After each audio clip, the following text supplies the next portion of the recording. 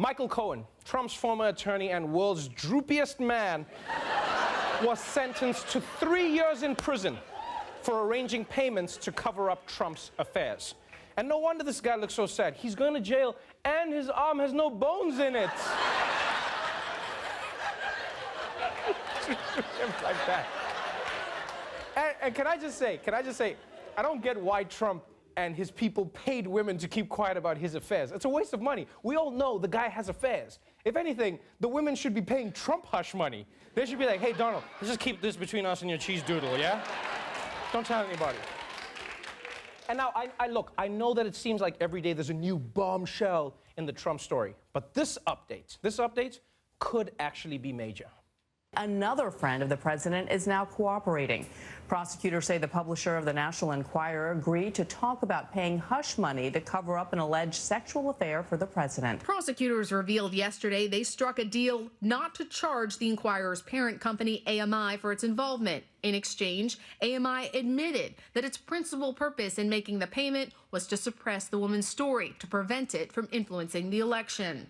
Okay, now this is massive. The National Enquirer has agreed to testify against Donald Trump.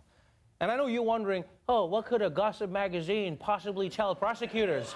Yeah, what are they just gonna be like, all right, I'll tell you everything I know. Here are 5 celebs who look fat on vacation. I'll tell you. And you won't believe number 4.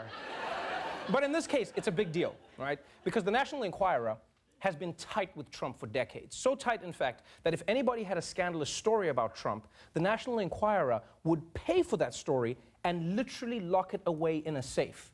And now that they're cooperating with the feds, we may get to see what's in that safe, which means Chuck Schumer can put his favorite cat suits away. Yeah, you can change out of that, Chuck, we're good. Although, if there is a safe filled with Trump secrets, I just assume whoever enters it immediately gets HPV. It's just like, blah, blah.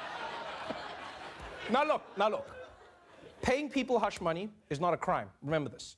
But if it turns out that a presidential candidate secretly used campaign funds to hide damaging information from voters, that is a felony.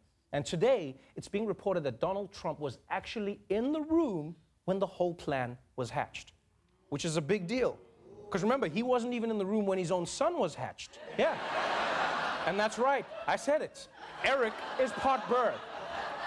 It's one of the stories the National Enquirer locked away, people. So the president is implicated in a criminal conspiracy. And most people agree that this looks really bad for President Trump. But according to many top Republicans, no, it doesn't.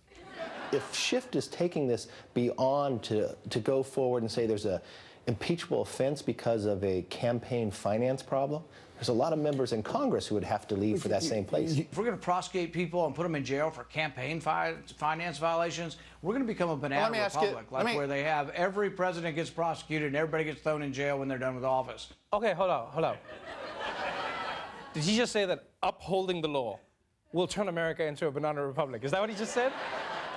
This is mind-blowing. How are lawmakers going on TV complaining about the law when they make the law?